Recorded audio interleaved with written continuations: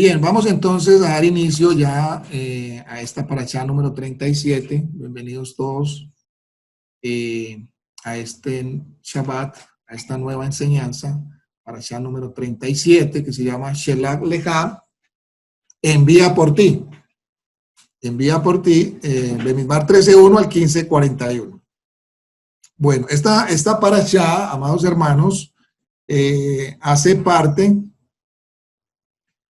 hace parte de la segunda sección. Es la segunda sección en que está dividido el libro de Números de Bemidbar, ¿cierto? Acá es donde se narran los eventos que acaecieron al pueblo de Israel durante su travesía en el desierto, ¿sí?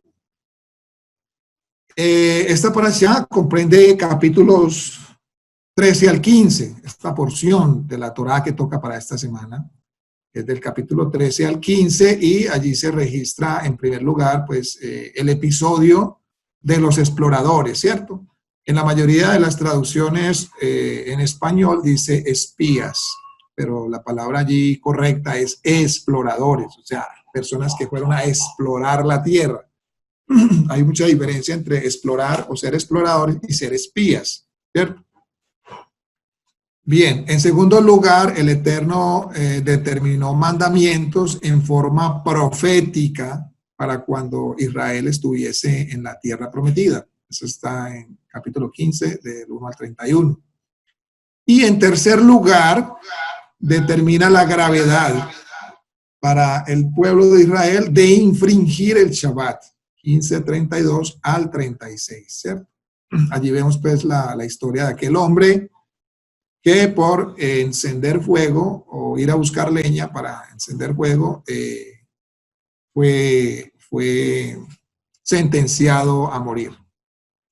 Y en cuarto lugar, el Eterno determina los mandamientos de los sisiyot o los sisit, ¿cierto? En singular. Está en Números 15:37. Y precisamente en la segunda parte de esta parashá, que es el capítulo 15, encontramos 3 mandamientos en esta porción de la Torá, los 5 libros de Moisés. Hay 3 mandamientos que son del 385 al 387. Estos mandamientos son el 385, que es el precepto de la jalá, o porción de masa apartada para el Cohen, sacerdote, el sumo sacerdote, ¿cierto? Era cuando se preparaba el pan, se sacaba un pedacito, hay unas medidas, pero la Torá no menciona las medidas, hay unas mediditas que se sacaba y se daba al Cohen. Hoy en día eso no se puede hacer en su manera, pues, como se hacía antes, porque hoy no hay Cohen, ¿cierto? Entonces, ¿qué hacen hoy? Hoy simplemente separan ese pedacito y lo queman, ¿cierto? Es lo que se hace cuando se prepara el pan para Shabbat, por ejemplo. Pan para Shabbat la mayoría lo llama jalá, pero jalá es verdaderamente el nombre de esa porcioncita pequeña que se separaba del resto de la masa, ¿correcto? El precepto número 386 es el precepto de los sisiyot, o sea, de los flecos, en una prenda de 4 esquinas. ¿Cierto? Eso está en Números 15:38, un mandamiento para los hijos de Israel. Y el precepto número 387, no desviarse tras el corazón y los ojos de uno, Números 15:39, ¿cierto? Esos son los 3 mandamientos de esta parashá, de esta porción. Parashá significa porción de la Torá. Bueno, entonces, ¿qué vamos a examinar nosotros en esta parashá? Vamos a examinar muy bien el episodio de los exploradores. Y vamos a empezar por lo que se dice acerca de ellos en el Salmo Teilín 106:24, Teilín, perdón, Salmo 106:24. Salmo 106:24 dice: sin embargo, aborrecieron la tierra deseable y no creyeron en su palabra. Aborrecieron la tierra deseable y no creyeron en su palabra. Aquí vemos pues digamos, el planteamiento del problema, ¿no? Cuando uno va, recuerdo que en la universidad y en todos los trabajos de investigación y proyectos, siempre toda investigación se empieza con el planteamiento de un problema, ¿cierto? Luego el marco conceptual, el desarrollo, en fin, la bibliografía. Entonces, aquí tenemos el planteamiento del problema de los exploradores. No creyeron en su palabra. Y sobre este tema, pues es que vamos a desarrollar todo el marco conceptual y el desarrollo. El episodio de los exploradores, entonces, pues todos los que hemos, y creo que todos los que estamos acá lo hemos leído, constituye una etapa trágica, o sea, fue una etapa terrible en la historia de Israel, porque por causa de este mal reporte que trajeron los exploradores, Israel, todo el pueblo de Israel, fue sentenciado a divagar por el ejército, por el desierto, 40 años. 40 años. Era un viaje que estaba proyectado a realizarse en corto tiempo, pero por causa de este episodio, entonces fueron condenados a divagar por 40 años hasta que la generación que salió de Egipto quedara tendida en el desierto. Entonces, esto constituye una etapa muy trágica para la historia del pueblo de Israel. Y ya vimos en los capítulos anteriores cómo iban surgiendo dificultades pues, en el seno de todas las tribus de Israel, ¿cierto?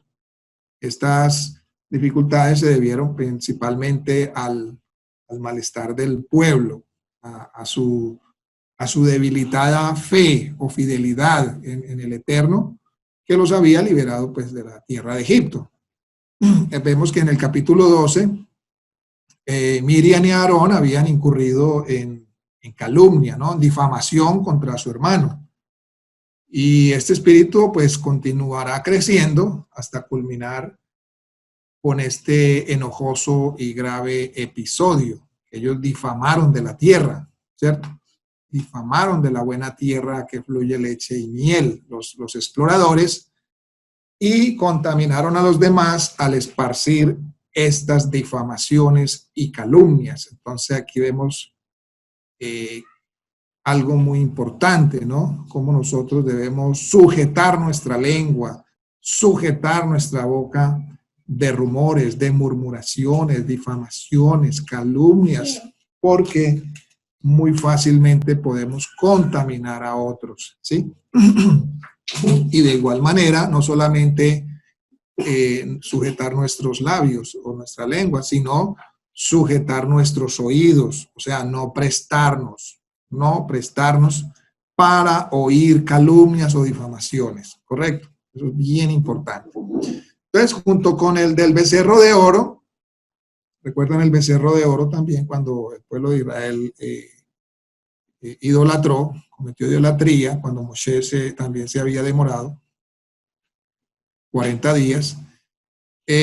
Junto con el becerro de oro, el episodio de los exploradores, el que estamos estudiando hoy, es el de mayor gravedad registrado en esta etapa de la historia de Israel. Son los dos eventos de mayor gravedad del pueblo de Israel, el becerro de oro y la culminación, pues, o digamos, ya lo que rebosó la copa fue esta situación con los exploradores. Y como consecuencia directa de eso, como les decía ahora, el pueblo se iba a demorar 40 años en poder ingresar a la tierra prometida, ¿cierto? Solo una nueva generación, esa nueva generación que nació en la libertad, o sea, en el desierto, cuando ya el pueblo era libre, era la que iba a poder entrar o acometer la tarea de fundar esa nación o establecer esa nación, porque la nación pues se estableció en Sinaí, se fundó en Sinaí por medio de la Torá, la Constitución, y se estableció en la tierra por medio de esta nueva generación, ¿cierto? Bueno, según Ramban, un comentarista que hemos mencionado mucho, Él recoge todos estos elementos disponibles, los elementos bíblicos disponibles, y digamos que según su punto de vista, podría haber ocurrido lo siguiente, de acuerdo con el testimonio de Barín, de Deuteronomio 1:19 y versos subsiguientes. Moshe arenga al pueblo o anima al pueblo en Cades Barnea y lo invita a ascender y conquistar la tierra prometida. O sea, Moshe los anima, vayan a conquistar la tierra, asciendan, Hashem ha dado esa tierra. Dice en el verso 19, y salidos de Horeb, anduvimos todo aquel grande y terrible desierto que habéis visto por el camino del monte del Amorreo, como Hashem, nuestro Elohim, nos lo mandó. Y llegamos hasta Cades Barnea. Entonces os dije, entonces allí viene, digamos, la instrucción de Moshe. Les dije, habéis llegado al monte del Amorreo, el cual Hashem, nuestro Elohim, nos da. Mira, Hashem, tu Elohim, te ha entregado la tierra. O sea, miren las palabras de Moshe. O sea, para Moshe esto no era incuestionable. O sea, para Moshe, perdón, esto no era cuestionable. Moshe estaba totalmente seguro y confiado, aunque no se le iba a permitir entrar a la tierra, estaba totalmente confiado de que Hashem ya había entregado la tierra, era de ellos, incluso antes de poner la planta de un pie sobre ella, esa tierra era de ellos. Ya Hashem había dado la palabra, ¿cierto? Hashem ya había dado la palabra, por eso Moshe dice, mira, Hashem tu Elohim te ha entregado la tierra. ¿Qué tenían que hacer ellos? Sube y toma posesión de ella como Hashem, el Elohim de tus padres, te ha dicho. No temas ni desmayes. ¿Sí? Miren las palabras de Moshe. Miremos allí la seguridad de Moshe. Simplemente suban y tomen posesión de ella, porque es una promesa. Porque viene de Hashem. Simplemente es subir, tomar posesión de ella. No se pueden quedar ahí esperando. Suban, no teman, no desmayen. Independientemente de lo que vean, de lo que oigan, no teman, no desmayen, porque Hashem ya les ha entregado esa tierra. Pero el pueblo, no contento con eso, entonces mire lo que hace. Verso 22 dice, y vinisteis a mí todos vosotros y dijisteis, enviemos varones delante de nosotros que nos reconozcan la tierra y a su regreso nos traigan razón del camino por donde hemos de subir y de las ciudades a donde hemos de llegar. Y el dicho me pareció bien, dice acá Moshe. Y tomé 12 hombres de entre ustedes, un hombre por cada tribu. Es usted de Barín, Deuteronomio 1, 19 al 23. Entonces, aquí vemos dos cosas. Es el pueblo mismo quien le solicita enviar exploradores para hacer un reconocimiento de la tierra y sus accesos o sus entradas. Es el pueblo mismo. Moshe estaba completamente seguro. Moshe no dudaba en ello. Simplemente dijo, me parece bien, está bien. Pero la solicitud vino del pueblo. Pero no porque Moshe tuviera falta de fe, de emuná, de confianza en Hashem, sino que, bueno, el pueblo mismo hizo esa solicitud, bueno, está bien, me parece bien, vayan, exploren, miren por dónde van a entrar, esto y lo otro, a qué ciudades van a llegar. Y segundo, como dice ahí en el verso 23, y el dicho me pareció bien, el pedido agradó a Moshe. Y Hashem mismo accedió a enviar, aunque no era su voluntad expresa. O sea, Hashem nunca dijo a Moshe, envíen exploradores, ¿cierto? Pero el Eterno, pues, accede a enviar ese grupo de 2 exploradores, uno por cada tribu, ¿cierto? Dice, Números 13, 1 y 2, dice, Hashem habló a Moshe diciendo, envía tú hombres, envía tú. O sea, mira que aquí está la aclaración, o sea, el Eterno aclara. el Eterno le dice, dile al pueblo de Israel, escojan, no, dice, envía tú. O sea, como quien dice, esto viene de ustedes, háganlo así como ustedes lo están diciendo. Envía tú hombres que reconozcan la tierra de Canaán, la cual, ahí vuelve y aclara, o aclara no, vuelve y enfatiza, esa es la palabra correcta, vuelve y enfatiza, dice, la cual yo doy a los hijos de Israel. De cada tribu de sus padres enviaréis un varón, cada uno príncipe entre ellos. Ahora, según nos explica Nachmanides, tanto la actitud del pueblo como la de Moshe habían sido positivas, ¿cierto? O sea, hasta ahora no había nada negativo, no había nada de reprochar, todo va muy bien, y ahorita lo vamos a explicar más adelante por qué. Entonces, aquí estas actitudes habían sido positivas, ya que no se debe esperar que un milagro ocurra cada día, o sea, no nos debemos quedar en la casa esperando que todo me llegue del cielo, ¿cierto? Hay cosas que nosotros tenemos que hacer, ¿no es cierto? Como cuando el pueblo estaba, por ejemplo, ahí ante el mar de los juncos o de las cañas, conocido como el Mar Rojo, y estaban ahí clamando y bueno, y orando, pero no hacían nada.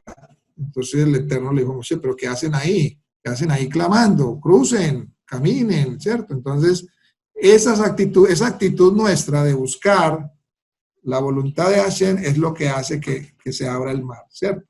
Es lo que hace que el cielo trabaje a nuestro favor. Cuando nosotros nos apoyamos en la voluntad de Hashem, en la palabra de Hashem y la damos por hecha, es lo que hace que caigan nuestros enemigos, que se abra el mar rojo, que aparezca el pan del cielo, que el agua amarga se torne en agua dulce, ¿sí? Es la actitud que tenemos nosotros frente a las adversidades y los obstáculos que nos trae la vida diaria. Eso es lo que tenemos que reflexionar. ¿Cuál es nuestra actitud frente a los obstáculos, frente a las adversidades? ¿Sí? Por ejemplo, ahora tenemos una adversidad, por decirlo así, tenemos un obstáculo, tenemos una situación. ¿Cuál es nuestra actitud ante eso?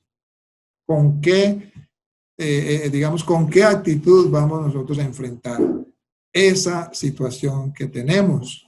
Baruch Hashem, tenemos la palabra de vida, tenemos las promesas del Eterno, ¿cierto? Entonces, vamos a buscar, cuando no conocemos la voluntad del Eterno, entonces vamos y buscamos la voluntad del Eterno.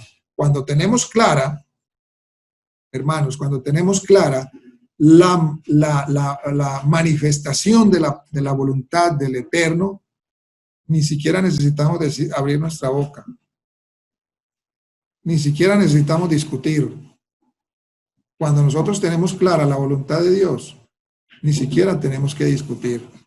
Así los demás se opongan, así los demás digan esto, digan aquello, ¿cierto? Y vemos el ejemplo de Moshe y Aarón. ¿Qué hicieron ellos? Cuando el pueblo vino y vinieron los 10 exploradores y vinieron y arengaron a todo el mundo, contaminaron a todo el mundo y dijeron, designemos un cabecilla que nos lleve y nos meta a la tierra. ¿Qué hicieron Moshe y Aarón? Ellos conocían perfectamente la voluntad del Eterno. Y ellos no se pusieron a discutir. Dice que ellos se postraron delante de Hashem. ¿Sí? Esa debe ser nuestra actitud. Entonces, no debemos esperar que el milagro ocurra cada día, por supuesto. Hay veces en que las cosas pueden venir como un milagro. Tampoco vamos a desechar eso. Pero no, que esa no sea nuestra conducta siempre de vivir. O sea, que siempre vivamos esperando que las cosas nos caigan del cielo. Hay promesas, pero nosotros nos debemos mover. Como les decía ahora, para que se abra el mar. Nosotros nos debemos mover. Entonces, era lógico que se pudieran atribuir o que se atribuyeran los medios naturales al alcance. En este caso, pues, que ellos, querían explorar, mirar cómo estaba esa tierra, cómo eran los enemigos, ¿sí? Pero nunca esperando esa actitud negativa que ellos tuvieron, ¿cierto? O sea, debemos poner todo nuestro esfuerzo en el logro de aquello que nos ha sido prometido por Hashem. ¿cierto? Si ellos hubieran quedado ahí en el desierto y no hubieran caminado, pues nunca hubieran llegado a la tierra prometida. Si ellos no suben, como les dijo Moshe, suban y tomen posesión, sino que se quedan ahí, como que Hashem les traiga la tierra ahí al desierto, se las mueva, pues obviamente eso no va a pasar así. Y muchos malentienden, por ejemplo, cuando Yeshua dice, si tú le dices a esta montaña, muévete, ella se moverá. O como quien dice, la montaña va a venir a ellos. No, eso quiere decir que todo obstáculo, toda adversidad puede ser vencida confiando en la voluntad del Eterno, ¿cierto? Eso es lo que Yeshua quiso decir allí.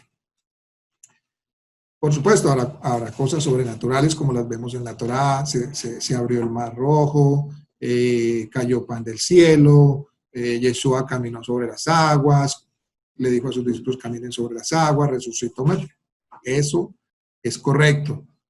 Hay milagros, hay cosas sobrenaturales, pero no debemos acomodarnos o esperar que toda nuestra vida sea que si no hay milagros entonces no vamos a caminar. Es más, despertarnos ya es un milagro. Que todos nuestros órganos trabajen armoniosamente dentro de nuestro cuerpo, eso ya es un milagro. Lo que pasa es que nosotros vemos la concepción de milagro desde otro punto de vista, ¿sí? Desde el punto de vista que fuimos enseñados. Pero todo en la vida, si usted se pone a ver, si nos ponemos a mirar, todo es un milagro. Todo, absolutamente todo.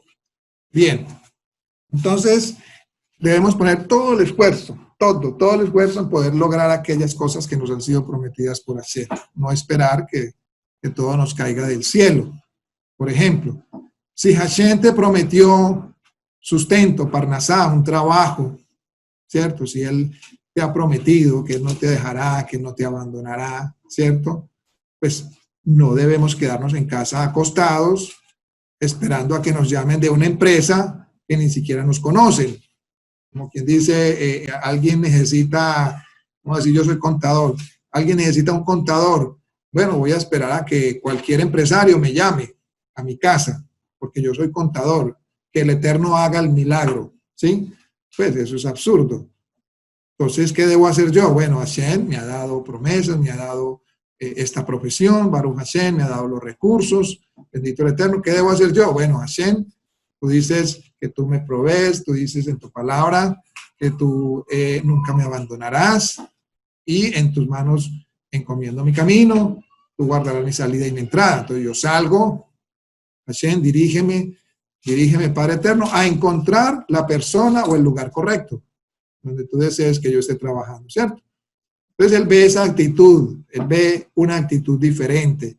Voy a ir a tomar posesión. Voy a ir a tomar posesión de lo que Hashem me ha prometido, ¿cierto? Es una actitud muy diferente a quedarme en la casa, ¿no es cierto?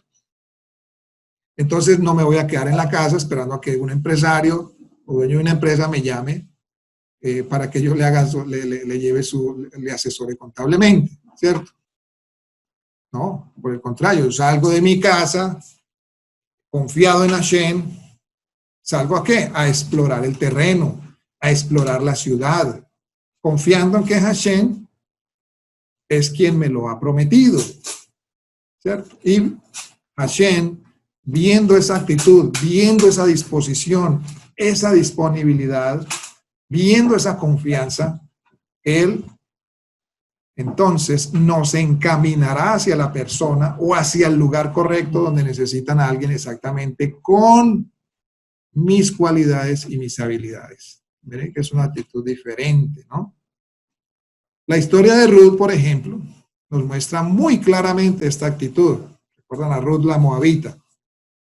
Ella salió de su casa a explorar el terreno, confiando que había un mandamiento para el pueblo de Israel de dejar las esquinas del campo sin recoger las cosechas, porque estas eran para el pobre o para el extranjero, o de dejar en el suelo, cuando se iba recogiendo la cosecha y todo lo que iba cayendo de las canastas, eso no se podía recoger, había que dejarlo allí para el pobre o para el extranjero para que ellos lo recogieran y para su sustento, ¿cierto?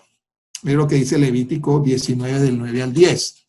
Cuando ciegues la mies de vuestra tierra, no cegaréis hasta el último rincón de ella, ni espigarás tu tierra segada, y no rebuscarás tu viña, ni recogerás el fruto caído de tu viña. Para el pobre y para el extranjero lo dejarás. Yo, Hashem, vuestro Elohim.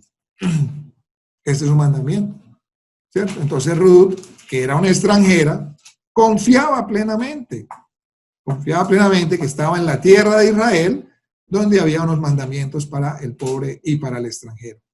Dice Ruth 2:2. Y Ruth la moabita dijo a Nahomí, a su suegra, te ruego que me dejes ir al campo y recogeré espigas en pos de aquel a cuyos ojos hallaré favor. Y Naomí le respondió, ve, hija mía. Aquí vemos pues cómo Ruth habla con su suegra para que la dejara ir al campo. Era cosecha.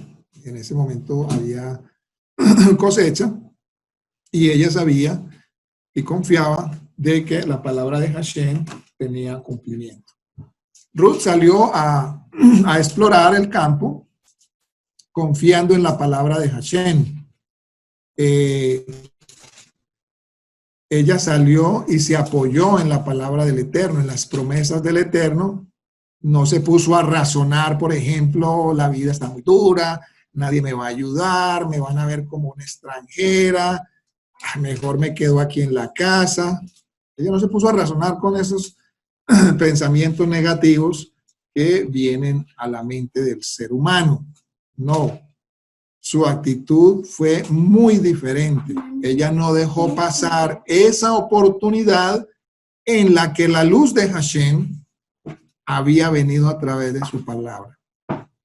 ¿Y cuántas veces, hermanos, cuántas veces ha venido a nosotros esa luz por medio de una palabra de Hashem y la hemos dejado pasar? Hemos dejado de pasar esas luces que vienen a nuestra mente, a nuestro espíritu, viene una palabra y uno la deja pasar, uno la deja caer y no se apoya en ella, no se apoya en ella. Nos hemos dejado llevar quizás por nuestros propios pensamientos y razonamientos negativos de lo imposible. No hemos sido diligentes, saliendo a explorar el campo, la tierra, confiando que la luz de Hashem nos guiará hacia la tierra prometida. Incluso que muchas veces, hermanos, hemos desistido, hemos tristemente desistido y renunciado al primer obstáculo o adversidad que encontramos. No tengo pasajes, no tengo el capital para este emprendimiento, eso está muy lejos, ¿quién le va a poner atención a esta idea o proyecto? Con este coronavirus, ¿quién va a salir adelante? Etcétera, etcétera. Y hay mil de justificaciones para desistir.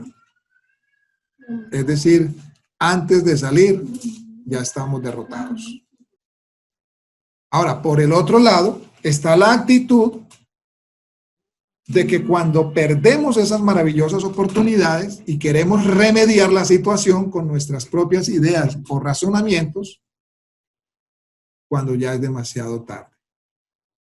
Como dice acá la palabra, aquí en esta parashá dice, pero ellos se obstinaron, o sea, después de que no creyeron en Hashem, en sus promesas, no se apoyaron en ellas, después de que ya hicieron el mal, después de que contaminaron al resto, entonces dice que toda esta asamblea se obstinó en subir a la cumbre del monte, mas ni el arca del pacto de Hashem ni Moshe se apartaron del campamento.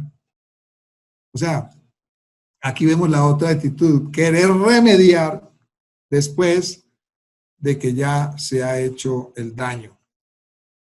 El doctor Ketriel acá ilustra muy bien esta actitud en uno de sus comentarios a esta parashá. Dice él acá, dice, aquí aprendemos que hay una diferencia entre lo que es la fe, la emuná, y la obstinación. El pueblo obstinado estaba aparentemente basándose en la palabra de la Kadosh Baruj Hu. sea, como que listo, bueno, el Eterno ya, o sea, ya, ahí sí creían, ¿no? Ahí sí creyeron. Entonces se basaron en la palabra, pero no tomaron en cuenta la sentencia que había sido dada. No se puede tomar una palabra de las Escrituras y aplicarla sobre su vida sin el respaldo de Hashem. Esto también hay que tenerlo muy, muy claro. Porque uno a veces toma palabras de Hashem, pero uno no está seguro si realmente ahí está el respaldo de él, si ese es el momento, si realmente estamos procediendo con la buena y correcta intención. Necesitamos colaborar con Hashem en el cumplimiento de sus promesas, no tomar promesas sin una relación de obediencia. Aunque se puedan utilizar mal las palabras de la Torá para sus propios caprichos o para obtener poder. Las Escrituras no fueron dadas para usar así o para ser usadas así. Los que usan las Escrituras de esa manera serán juzgados porque no están sometidos a Hashem y a quien él delegó como juez de vivos y muertos, a Yeshua el Mesías. Esta edición pues es mía. Sino que quieren dominar sus propias vidas y las de otros. O sea, como que quieren manipular con la misma palabra sus vidas y las de otros. Quieren gobernarse a sí mismos, incluso con la misma palabra de Dios, pero para su propio beneficio. Las promesas son dadas para los que andan con Hashem en obediencia y en una relación íntima. Y él cita allí Mateo 4, 6, 7. Vamos a leerlo.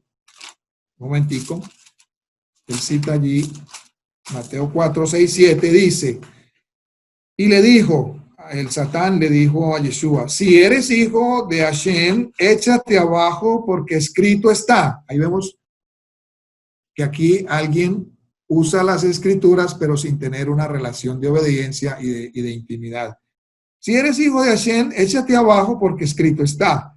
A sus malachim mandará acerca de ti y en sus manos te sostendrán para que no tropieces con tu pie en piedra. Yeshua le dijo, escrito está también, no tentarás a Hashem tu Elohim. ¿Ve? Entonces aquí vemos, por un lado, a alguien tratando de usar la palabra de Hashem, pero sin una relación de obediencia y de intimidad con él. Pero por el otro lado vemos a Yeshua usando bien la palabra, trazando bien la palabra del Eterno, porque él tenía una relación de obediencia y de intimidad con Hashem hasta el punto de que la voluntad de Hashem se hizo su voluntad. No se haga mi voluntad, sino la tuya.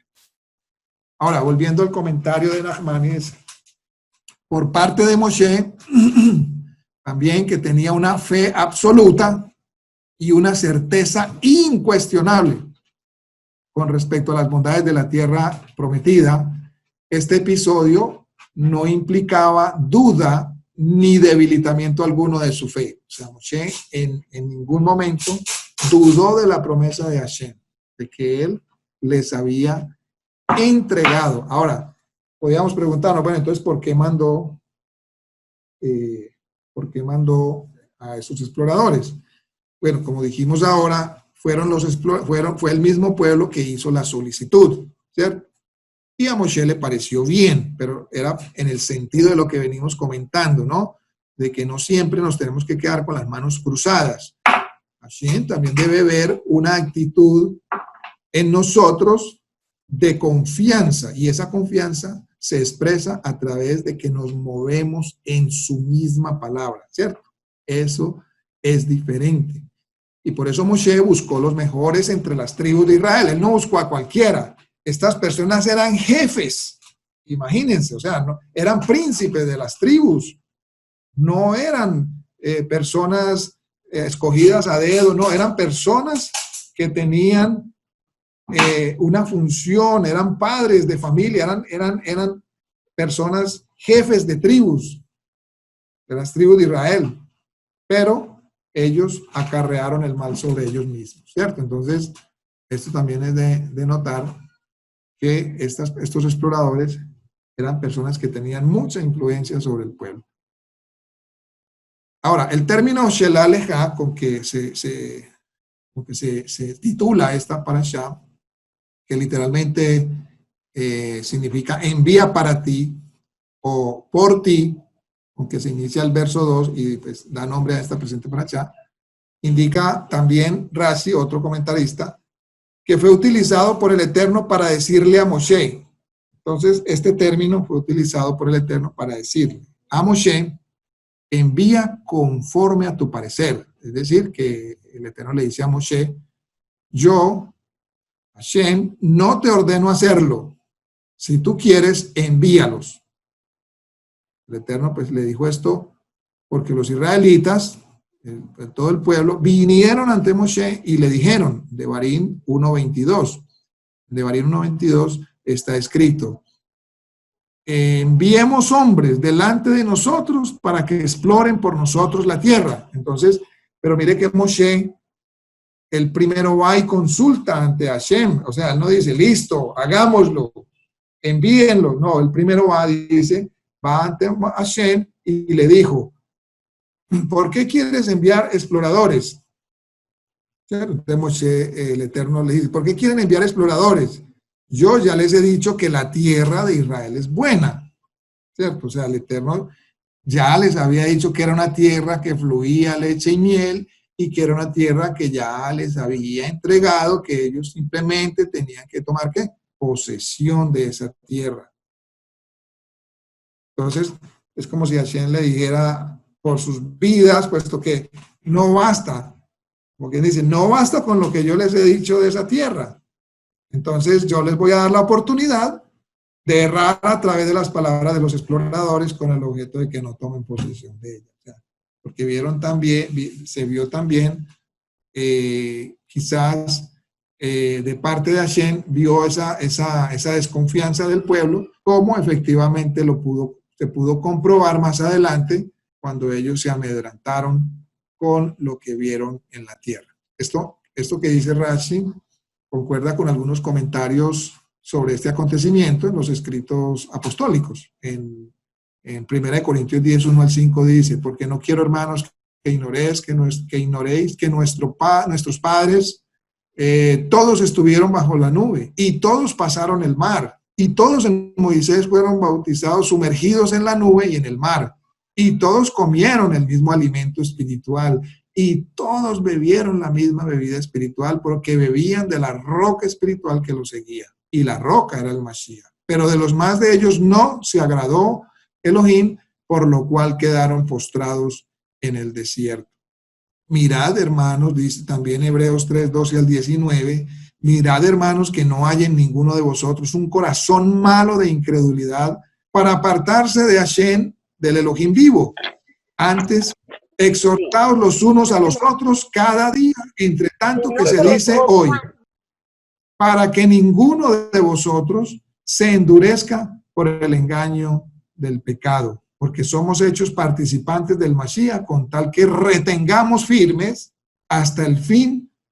Mire que acá habla hasta el fin, o sea, ahorita lo vamos a explicar un poquito, para que retengamos firme hasta el fin nuestra confianza del principio. Pero las que venden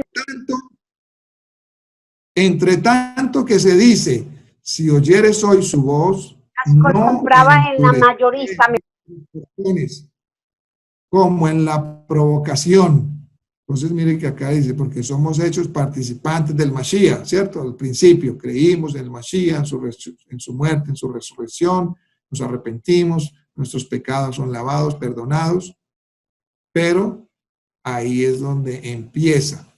Hay que retener firme hasta el fin nuestra confianza del principio. Entre tanto que se dice, si oyeres hoy su voz, no endurezcáis vuestros corazones, como en la provocación. ¿Quiénes fueron los que, habiendo oído, le provocaron? ¿No fueron todos los que salieron de Egipto por mano de Moshe? ¿Y con quiénes estuvo el disgustado 40 años? ¿No fue con los que pecaron y cuyos cuerpos cayeron en el desierto? ¿Y a quienes juró que no entrarían en su reposo, sino a aquellos que desobedecieron? Y vemos que no pudieron entrar a causa de incredulidad. Aquí estamos ya, miren que acá estamos ya tocando el punto o el problema de la situación, ¿cierto? De la investigación, como dijimos al principio. ¿Cuál es el problema? ¿Qué fue lo que pasó en este episodio de los exploradores? Como leímos en el Salmo 106, 24, ¿sí? No creyeron en la palabra de Hashem. No entraron, no pudieron entrar a causa de incredulidad. Debido a la incredulidad que Israel manifestó en Cades Barnea, ¿cierto? Entonces, por eso mismo, este episodio pues tiene un inmenso significado para nosotros, un significado espiritual para nosotros que los que hemos alcanzado estos tiempos. El pueblo tuvo fe para rociar la sangre de la expiación, ¿verdad? Éxodo 12:28, vemos que el pueblo tuvo esa fe. Moshe, el Eterno le dijo a Moshe, dile al pueblo que aparten un cordero el día 10, el día 14 toda la congregación lo sacrificará, harán esto, o sea, les dio todas las instrucciones. El pueblo tuvo fe y lo hizo al pie de la palabra y por eso pudieron ser redimidos, sacados de Egipto. Para salir de Egipto, que en el caso nuestro es un Egipto espiritual, el mundo. Nosotros tuvimos fe en la sangre del Mesías, en su sacrificio. Él murió, resucitó para nuestra justificación, ¿cierto?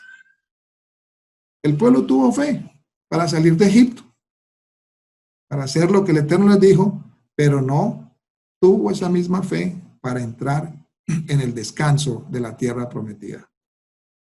Por lo tanto, aunque ya habían sido redimidos, ellos fueron por 40 años, un motivo de tristeza y decepción para Adonai.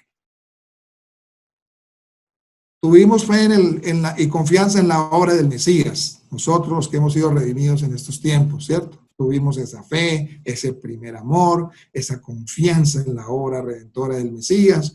Fuimos redimidos, cantamos, alabamos, adoramos, fuimos libertados de la esclavitud del pecado, pero no todo termina allí. Lamentablemente, muchos se quedan en salvos, siempre salvos, y no se dan cuenta que a partir de allí empieza una larga travesía por el desierto, donde habrán pruebas, donde habrán obstáculos, donde habrán adversidades, donde habrán enemigos, habrán fieras, etcétera, etcétera.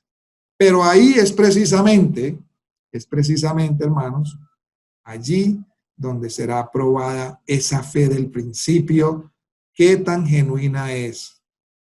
Allí será probada la veracidad de mi fe, la veracidad de nuestra fidelidad a Hashem. Saldrá allí a relucir precisamente en todas esas pruebas y adversidades que enfrentamos. ¿Cómo está nuestra fe? ¿Cómo está nuestra confianza? ¿Cómo está nuestra relación con Hashem en la prueba que está enfrentando el mundo actualmente? ¿Cómo está esa fe? ¿Cómo está esa confianza? ¿Cómo está nuestra relación con Hashem? ¿Será que esta prueba nos está apartando de Hashem o nos está acercando a Él? Ahora, la explicación espiritual de esta experiencia también se hace en Hebreos 6, 3 al 11. Dice, porque es imposible que los que una vez fueron iluminados, al principio, y gustaron del don celestial y fueron hechos partícipes de la Ruach HaKodesh, y asimismo gustaron de la buena palabra de Elohim y los poderes del siglo venidero, y recayeron, sean otra vez renovados para arrepentimiento, llevando al madero de nuevo para sí mismos al Hijo de Elohim y exponiéndole a vituperio. Porque la tierra que bebe la lluvia, que muchas veces cae sobre ella y produce hierba provechosa a aquellos por los cuales es labrada, recibe bendición de Hashem, pero la que produce espinos y abrojos es reprobada. Está próxima a ser maldecida y su fin es el ser quemada. Pero en cuanto a vosotros, oh amados, estamos persuadidos de cosas mejores. Estamos persuadidos de cosas mejores y que pertenecen a la salvación, aunque hablamos así. Porque Hashem no es injusto para olvidar vuestra obra y el trabajo de amor. O sea, aquí está el resultado de la fe. la obra y el trabajo de amor que habéis mostrado hacia su nombre, habiendo servido a los santos, a los escogidos y sirviéndoles aún. Pero deseamos que cada uno de vosotros muestre la misma solicitud hasta el fin, para plena certeza de la esperanza, a fin de que no se hagan perezosos, sino imitadores de aquellos que por la fe, la fidelidad y la paciencia heredan las promesas. Entonces, aquí vemos, hermanos, en esta palabra de Hebreos, ¿quiénes son los que heredan las promesas? Sino aquellos que persisten en la fe, en la fidelidad, en la relación íntima con Hashem, en la obediencia, en la paciencia. El que persevera hasta el fin, el que persiste hasta el fin, independientemente de los obstáculos, adversidades, fieras, en todo lo que se presente en el camino, plagas, todo lo que se presente en el camino, vamos a estar perseverando en la palabra de Hashem, en la promesa de Hashem. Estamos perseverando confiados que Hashem no es hombre para que mienta, ni hijo de hombre para que se arrepienta. Entonces, nótese acá que el desierto, no el largo tiempo de las peregrinaciones, el desierto era una parte necesaria de la disciplina para el pueblo redimido. Es necesario, como ya lo hemos dicho en otras enseñanzas, el desierto es necesario para todos los hijos de Adonai, de Hashem. ¿Por qué? Las peregrinaciones, los 40 años, fueron el resultado simplemente de la incredulidad del pueblo en Cades Barnea. Pero el pueblo no estaba destinado a peregrinar 40 años. El pueblo hubiera entrado en 2 años. Pero por causa de su incredulidad, fueron sentenciados a peregrinar 40 años en el desierto, y no solo eso, a quedar tendidos ahí, ¿cierto? Pero el desierto sí era una prueba necesaria, era una disciplina necesaria, como está escrito en Devarim capítulo 8, y creo que 4, era una prueba necesaria para el pueblo, para que su fe fuera refinada, su relación íntima con Hashem, su obediencia, esa amistad con Hashem fuera refinada. En cambio, por ejemplo, el Mar Rojo, el Mar de los Juncos, el Mará, el episodio de las aguas amargas, Elim, y Sinaí fueron los medios que Hashem utilizó para el desarrollo y la disciplina del pueblo, ¿cierto? O sea, la travesía por el desierto, donde ellos se enfrentan al Mar de los Juncos, a las aguas amargas, a Elim, donde padecieron hambre, y en el Sinaí, donde ellos estuvieron allí acampando, esperando que Hashem les entregara la Torá. O sea, esto fue necesario para que el Eterno desarrollara en el pueblo esa disciplina, y que igualmente representa experiencias muy semejantes para nuestra vida también.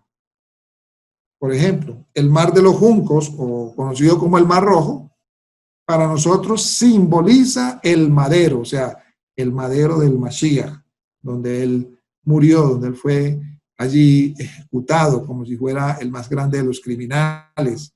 El Mar de los Juncos simboliza ese madero, ¿sí?, como aquello que, trayendo muerte para el Mesías, más vida para nosotros, nos separa de Egipto.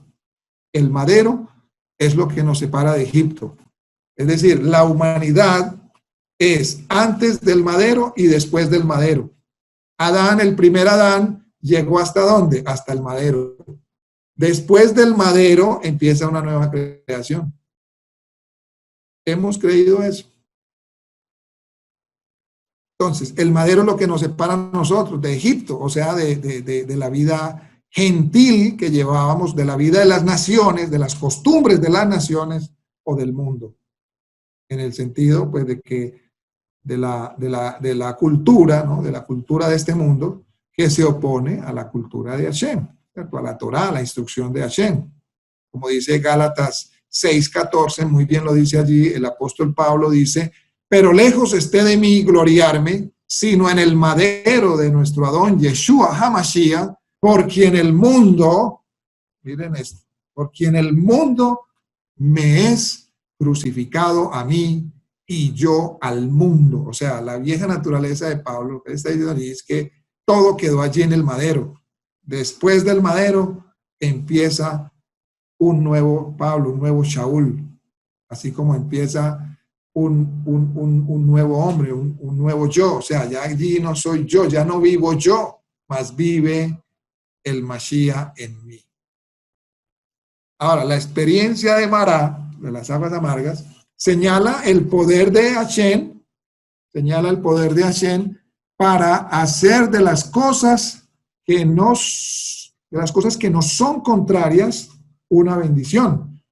Por ejemplo, allí habían unas aguas amargas, esa agua que era amarga se convirtió en un agua dulce, un agua de bendición para el pueblo. Ahora el in indica el poder también que Hashem manifiesta para dar descanso y refrigerio por el camino, la provisión de Hashem. Y Sinai nos hace pensar en la santidad del Eterno y en nuestro profundo mal inherente. Entonces es como el espejo que nos muestra allí nuestro propio mal inherente, o sea, nuestra condición interna. ¿Cómo está nuestra condición? Como dice Romanos 7:7-24. ¿Qué diremos pues? La Torah es pecado en ninguna manera, pero yo no conocí el pecado sino por la Torah, porque tampoco conociera la codicia si la Torah no dijera no codiciarás, mas el pecado tomando ocasión por el mandamiento, produjo en mí toda codicia, porque sin la Torah el pecado está muerto, yo sin la Torah vivía en un tiempo, pero venido el mandamiento el pecado revivió y yo morí, y hallé que el mismo mandamiento que era para mí, que era para vida, a mí me resultó para muerte, porque el pecado, tomando ocasión por el mandamiento, me engañó y por él me mató. De manera que la Torah, a la verdad, es santa, y el mandamiento santo, justo y bueno, luego lo que es bueno vino a ser muerte para mí, en ninguna manera. Hasbe Shalom, diría allí Pablo, como dicen los judíos hoy. Hasbe Shalom, el cielo lo prohíba, sino que el pecado, para mostrarse pecado, produjo en mí la muerte por medio de lo que es bueno, a fin de que por el mandamiento el pecado llegase a ser sobremanera pecaminoso. Porque sabemos que la Torah es espiritual, mas yo soy carnal, vendido al pecado, porque lo que hago no lo entiendo, pues no hago lo que quiero, sino lo que aborrezco, eso hago. Y si lo que no quiero, esto hago, apruebo que la Torah es buena. De manera que ya no soy yo quien hace aquello, sino el pecado que mora en mí. Y yo sé que en mí, esto es en mi carne, no mora el bien, porque el querer, el bien está en mí, pero no el hacerlo, porque no hago el bien que quiero, sino el mal que no quiero, esto hago, y si hago lo que no quiero, ya no lo hago yo, sino el pecado que mora en mí. Así que queriendo yo hacer el bien, hallo esta ley, que el mal está en mí, porque según el hombre interior, me deleito en la Torah de Hashem, pero veo otra ley en mis miembros que se revela contra la ley de mi mente y que me lleva cautivo a la ley del pecado que está en mis miembros. Miserable de mí, ¿quién me librará de este cuerpo de muerte? ¿Cierto? Entonces allí vemos esa exclamación de Pablo, como él estaba, digamos, como estábamos diciendo, llegó a Sinai, allí se vio la Torah, la santidad de Hashem, y cuando uno se compara contra la santidad de Hashem, contra la Torah, pues obviamente no vamos a salir muy bien librados, porque vamos a conocer nuestra condición, y por eso es que él exclama, ¿quién me librará de este pecado de muerte? Doy gracias a Hashem por Yeshua HaMashiach, por quien el mundo me es crucificado a mí, y yo al mundo. Bendito sea el nombre del Eterno, Baruch Hashem. Incluso, hermanos, que este mal inherente en nuestro interior puede expresarse en cierta forma o apariencia religiosa exterior, como muy bien lo expone el Rab Moshe Ariel Abel, rabino de Liverpool, Inglaterra, en su comentario al libro Cacherizando las Ideas del rabino Boaz Fariña de la Yeshiva Moshe Ben Maimón.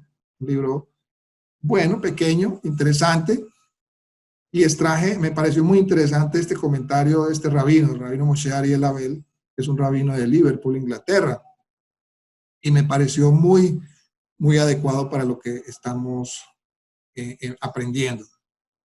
Entonces, él dice acá que ese mal inherente que tenemos los seres humanos, incluso que puede expresarse en cierta forma o apariencia religiosa. Mire lo que él dice. Hoy, abro comillas, hoy en día, el yeser hará, o sea, la mala inclinación, hoy en día no es un demonio secular, sino un activista religioso experto en desviarnos a pensar en algunos mandamientos que dan la impresión de una devoción intensa, pero que conllevan a reducir la importancia de los mandamientos o de las misbot más humanas. Este rabino, Ariel Abel, Moshe Ariel Abel, rabino de Liverpool, que escribe o da una impresión pues para el libro del Rab Boaz Fariñas. El Rab Boaz Fariñas es un rabino acá de Medellín, de Prado. Entonces, mire lo que dice este rabino, o sea, está citando palabras y cosas que ya nosotros conocíamos de otra manera, con otras palabras, ¿cierto? En el tiempo de Yeshua. Yeshua cuando le dijo a los escribas, esto era necesario hacer, es decir, sí, está bien, hay que cumplir algunas cosas, algunos mandamientos, como que dan la impresión de devoción, pero haz eso, pero no dejes de hacer esto otro tan importante de la Torá. Y ese es el error que muchos cometen, que cometieron en ese tiempo y que se sigue cometiendo hoy en día. Pensar que por el hecho de cumplir algunos mandamientos externos o de rituales, de aquí no vamos a hablar si es alajá o no, sino simplemente mandamientos que dan la impresión de una devoción intensa y se concentran tanto en esa parte que se olvidan de la otra parte importantísima o reducen la importancia de las misbot más humanas, es decir, aquellas que van dirigidas hacia nuestro prójimo, hacia las necesidades de nuestro prójimo, hacia el amor a nuestro prójimo, hacia la misericordia de nuestro prójimo, hacia ayudar y servir a nuestro prójimo. Y esto lo está diciendo un rabino que no cree en Yeshua. Ni el rabino Moshe Ariel Abel ni el rabino Boaz Fariñas creen en Yeshua. Pero mire lo que están diciendo allí, y por eso lo puse allí, porque es muy relevante para lo que estamos hablando. Entonces, hasta aquí la senda, o sea, el camino ha sido y es de Hashem, el camino por el desierto, desde la salida de Egipto hasta Cades Barnea. Allí el Eterno los trajo, ¿cierto? Con lo que acabamos de mencionar, el mar de los juncos, luego las aguas de Mará, luego el Im, hasta ahí el centro. Pero acá en Cades Barnea, desde Cades Barnea hasta el Jardín, hasta el Jordán, entonces ya aquí todo es para amonestación y no para imitación, o sea, esas cosas están allí para amonestarnos a nosotros en estos tiempos, no para imitarlas. Como dice la palabra en los escritos de los emisarios, mas estas cosas sucedieron como ejemplos para nosotros, para que no codiciemos cosas malas como ellos codiciaron, ni seáis idólatras como algunos de ellos, según está escrito, se sentó el pueblo a comer y a beber, y se levantó a jugar, ni forniquemos como algunos de ellos fornicaron y cayeron un día 23,000, ni tentemos a Hashem como también algunos de ellos le tentaron y perecieron por las serpientes, ni murmuréis como algunos de ellos murmuraron y perecieron por el destructor. Y estas cosas les acontecieron como ejemplo y están escritas para amonestarnos a nosotros, a quienes han alcanzado los fines de los siglos. Así que el que piensa estar firme, mire que no caiga. Y en Hebreos 4:9 dice, también hay para el presente un descanso ofrecido por Adonai, de que el Shabbat y Canaán son tipos proféticos, y en el cual las naciones pueden y deben entrar por fe. Por tanto, queda un reposo para el pueblo de Hashem, para el pueblo escogido, tanto judíos como no judíos. Queda un reposo para ese pueblo. La enseñanza entonces, amados hermanos, por tanto, es que obedezcamos a las palabras de Hashem. Los judíos, pues, a sus 613 mandamientos, con todas sus aplicaciones, y los no judíos a los principios universales, como está escrito en Hechos 15:20. Y eso que allí hay 4 nomás, en Hechos 15:20 hay 4 principios. Mándele a abstenerse, que se abstengan. No inquieten a los gentiles que se convierten a Elohim viviente. No los inquieten. No los manden a circuncidar a que aguarden toda la Torá de Moshe, porque es una carga que ni nosotros ni nuestros padres han podido cumplir para tratar de justificarse o de hallar mérito delante de Hashem, o de que sus pecados sean perdonados por el cumplimiento de la Torá, porque la Torá no fue dada para perdón de pecados. La Torá viene mucho después. La Torá viene después de haber tenido un arrepentimiento, de haber tenido un nuevo nacimiento, una experiencia con Hashem. A partir de allí, entonces ya vienen unos deberes que es el resultado de esa experiencia de nuevo nacimiento. Que se abstengan de todo lo que haya sido sacrificado a los ídolos o idolatría, que se abstengan de inmoralidad sexual, que se abstengan de sangre, que se abstengan de animal ahogado. Si hacen estas cosas, bien haréis. Dice allí Jacob, que era el nazí, el principal de la comunidad en Jerusalén. Allí estaba Jacob como nazí, como presidente o principal o príncipe. Allí estaba el resto de los esliahim, de los apóstoles, y allí estaban los ancianos de la comunidad, y allí estaba toda la multitud de la comunidad de Jerusalén. Allí lo que había era un concilio. Y se definieron las pautas para el camino de los gentiles que se estaban convirtiendo a la fe de Israel por medio del Mesías. Ese es el camino que nosotros debemos empezar a seguir, hermanos, porque fue decretado por los jueces de este movimiento en el cual estamos nosotros. Nosotros no podemos pretender saltar eso. Nosotros no podemos decirle a los hermanos que están entrando, circuncídese y guarde toda la Torá de Moshe, porque estamos haciendo una afrenta directa contra el espíritu de santidad de Hashem y contra las órdenes de nuestros jueces. Esos son nuestros jueces que dictaminaron el camino para las naciones.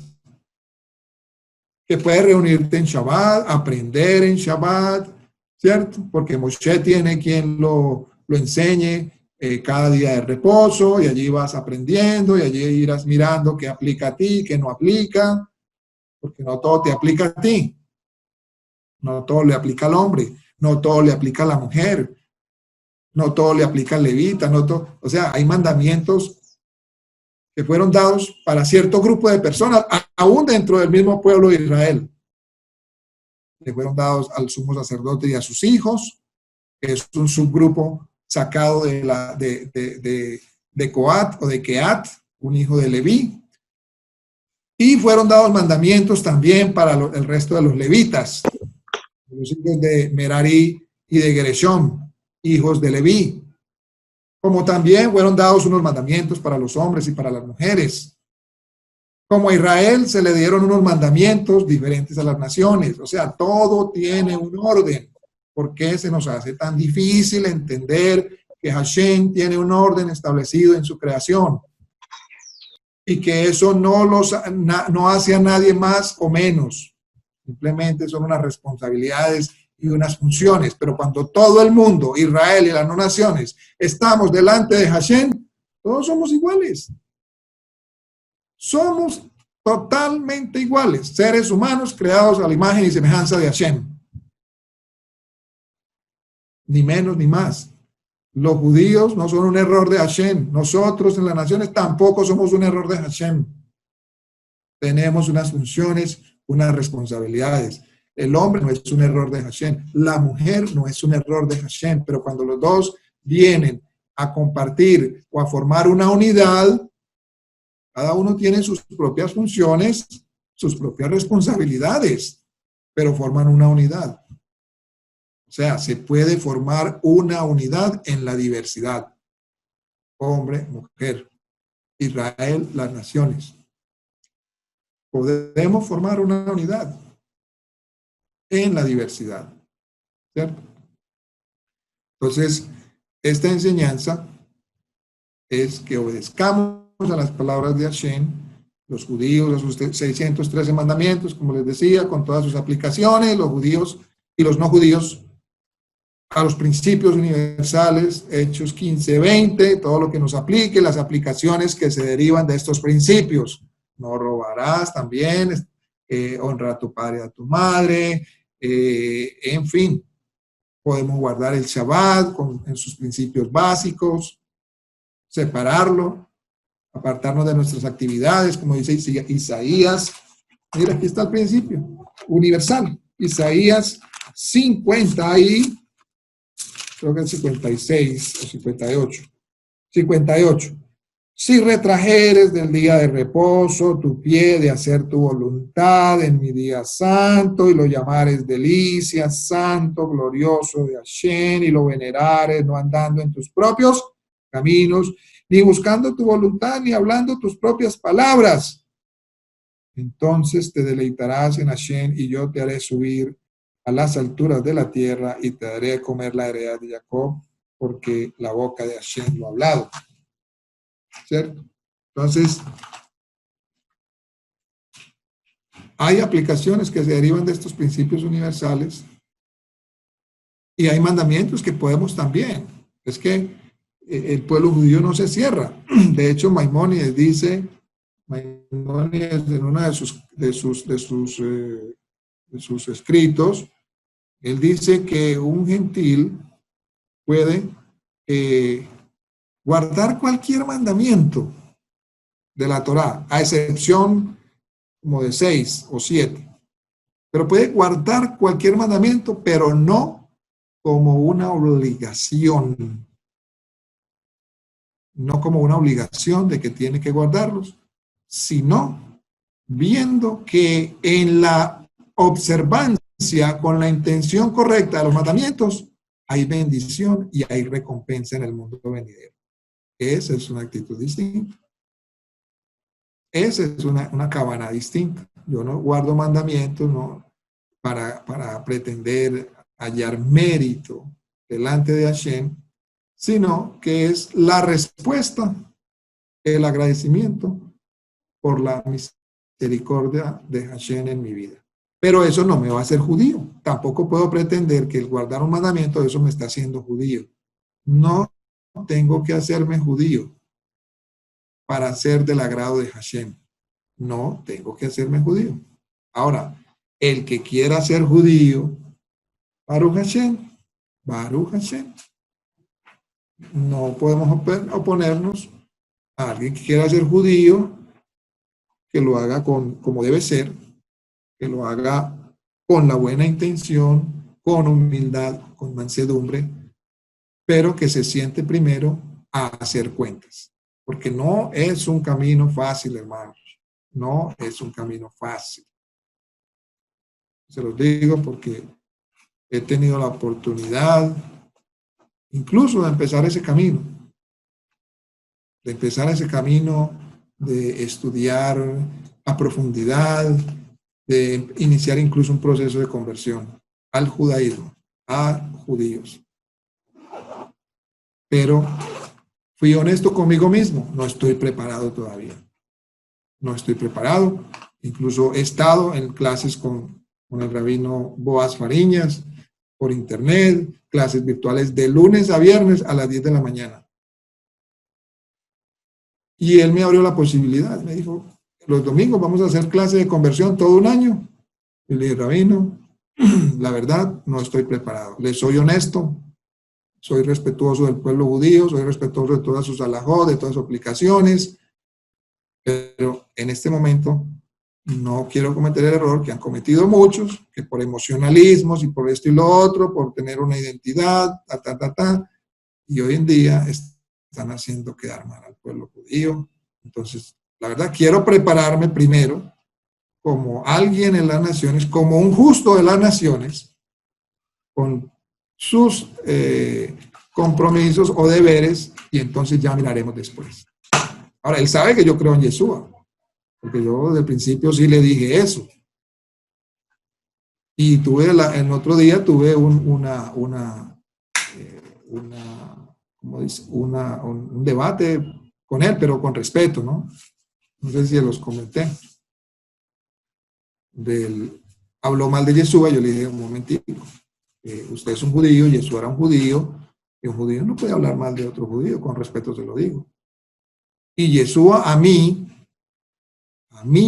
personalmente, a mí mismo, me ha llevado a amar al pueblo judío y acercarme más a él. Caso contrario a lo que piensan la mayoría de los judíos. Porque Yeshua dice allí, él no vino a abrogar la ley ni los profetas, los escribas y los fariseos se sientan en la cátedra de Moshe, a él oigan, venid benditos de mi Padre cuando reúna a todas las naciones, venid benditos de mi Padre porque disteis de beber, de comer, visitaste a uno de estos mis hermanos pequeños, o sea, los judíos. Eso a mí me muestra, es que Jesús en ningún momento tuvo aversión ni persiguió a los judíos.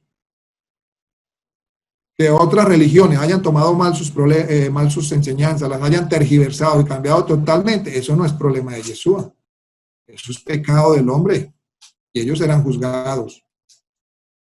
Pero Yeshua a mí personalmente me llevó a acercarme más al judío, incluso a estudiar cosas de los judíos que yo nunca había pensado estudiar. Entonces, hacer las cosas con responsabilidad, hacer las cosas con respeto también hacia ellos, ¿sí? Independientemente de que estén equivocados, independientemente de esto y lo otro, es el pueblo y no podemos nosotros pelear contra eso. Allí está en Romanos capítulo 3, verso 1, de que aprovecha al judío mucho en gran manera por cuanto les fue confiada la Torá,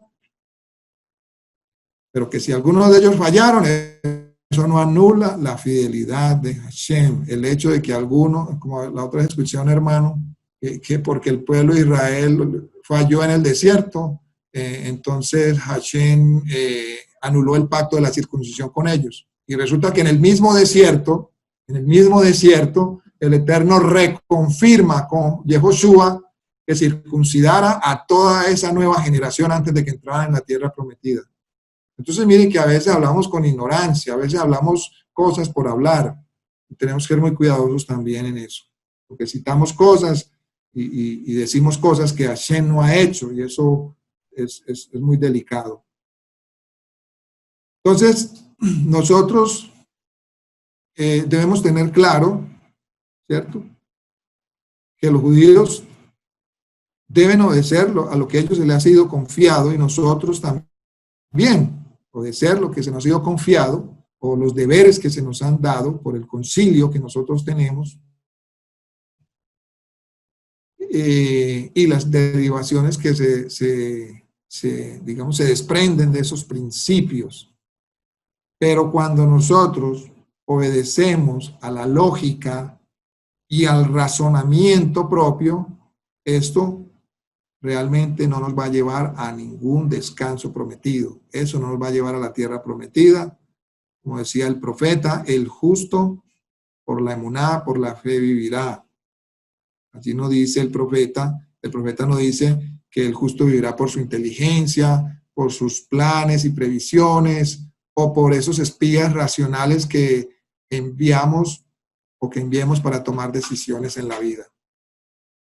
Una cosa es buscar la voluntad del Eterno cuando no la conocemos, lo que les decía ahora, pero otra cosa es buscar otras seguridades nacidas de nuestra propia inteligencia cuando la voluntad del Eterno ha sido claramente manifestada. Allí es donde está lo delicado del asunto.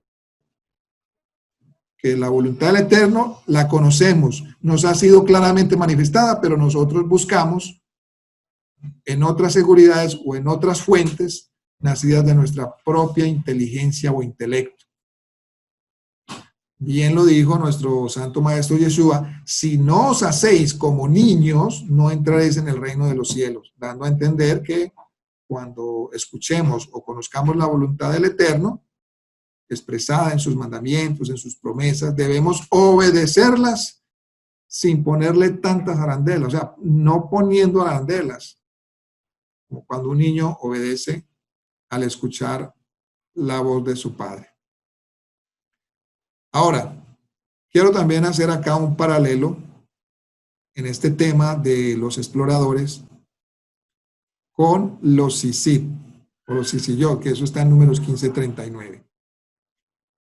En relación con este mandamiento de usar los Sisit, el verbo acá que usa la palabra en Números 15:39 es taturu, donde dice, y no miréis en pos de vuestro corazón. Entonces, cuando dice allí, y no miréis, quiere decir, y no explores en pos de vuestro corazón. Entonces, esta misma palabra está relacionada con el de la frase de explorar, ¿cierto? Con los espías, o conocidos pues como los espías, pero como les dije al principio, no son espías, sino que son exploradores.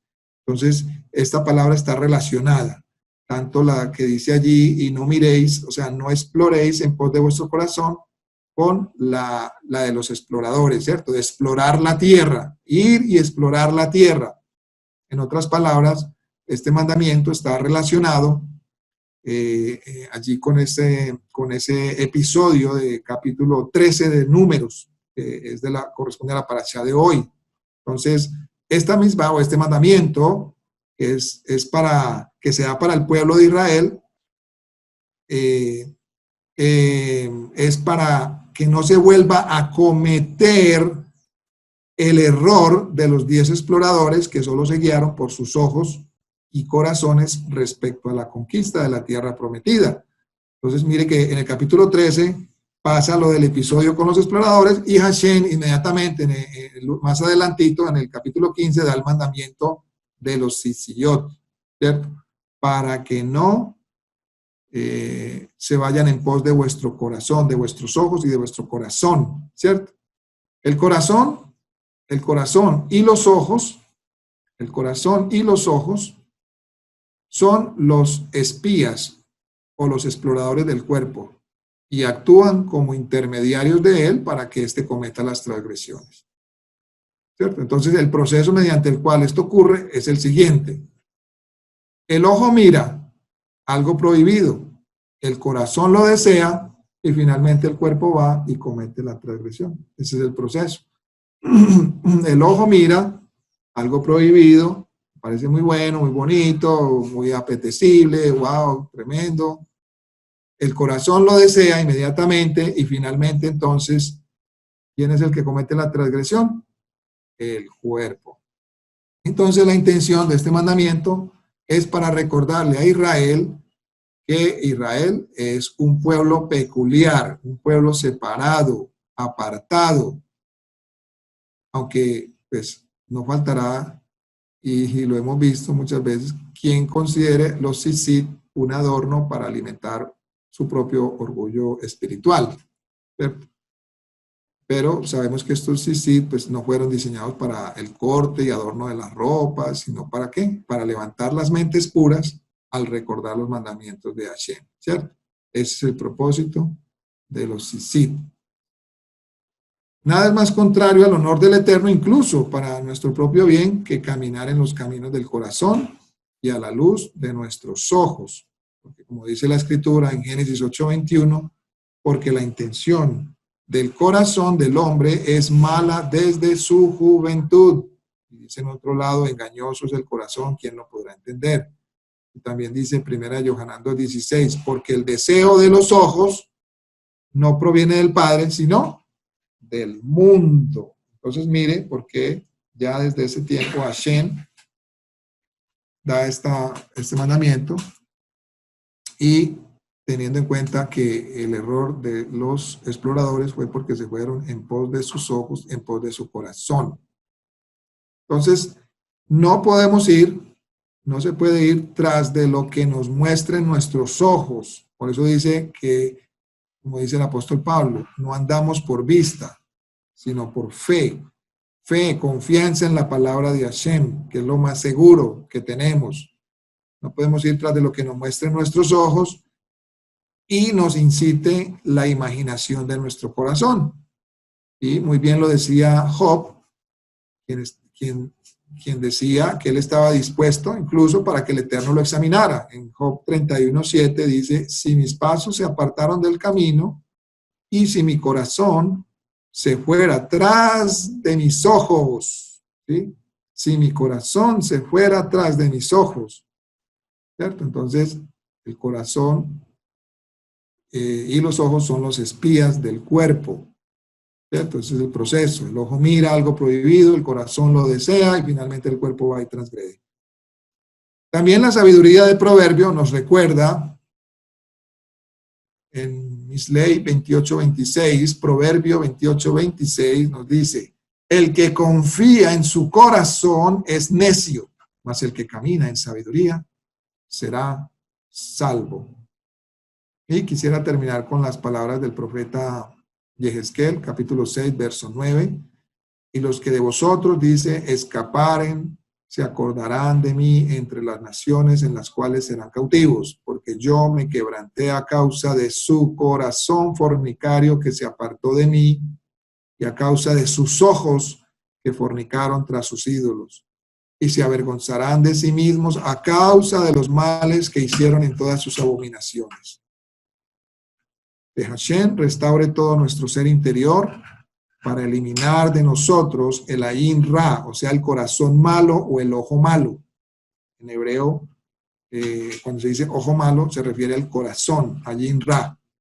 Entonces, que Hashem restaure todo nuestro ser interior para que elimine de nosotros ese ayin ra, ese corazón malo de donde salen todas las transgresiones a la Torá que contaminan al hombre, como está escrito, porque de dentro del corazón de los hombres salen los malos pensamientos, salen los adulterios, salen las fornicaciones, los homicidios, los hurtos, las avaricias, las maldades, el engaño, la lascivia, la envidia, la maledicencia, la soberbia, la insensatez. ¿Qué más queremos que salga de allí? Todas estas maldades de dentro salen y contaminan al hombre. Marcos 7:21-23. Mateo 5:27-28 dice, oísteis que fue dicho, no cometerás adulterio. Pero yo les digo que cualquiera que mira los ojos a una mujer para codiciarla, ya adulteró con ella en su corazón. Entonces, mire, ojos, corazón. Cualquiera que mire, ya adulteró con ella en su corazón. O sea, el mismo proceso. Yeshua acá mismo, él mismo está aplicando esa regla, ¿no? La regla de el ojo ve y el corazón desea. Con lo que acabamos de ver en Números, para que lo vean y se acuerden y guarden mis mandamientos y los cumplan. De ahí que Yeshua entendía perfectamente el significado de los sisit. Entonces, amados hermanos, que Hashem nos ayude a ser fieles, a tener verdadera emuná, que es fiel. La emuná es sinónimo de fidelidad, ¿sí? Fidelidad a la palabra de Hashem. Que Él nos ayude a ser fieles, a confiar, bitajón, plenamente en su palabra, como un niño confía en su padre. Que tengan todos un muy buen Shabbat Shalom.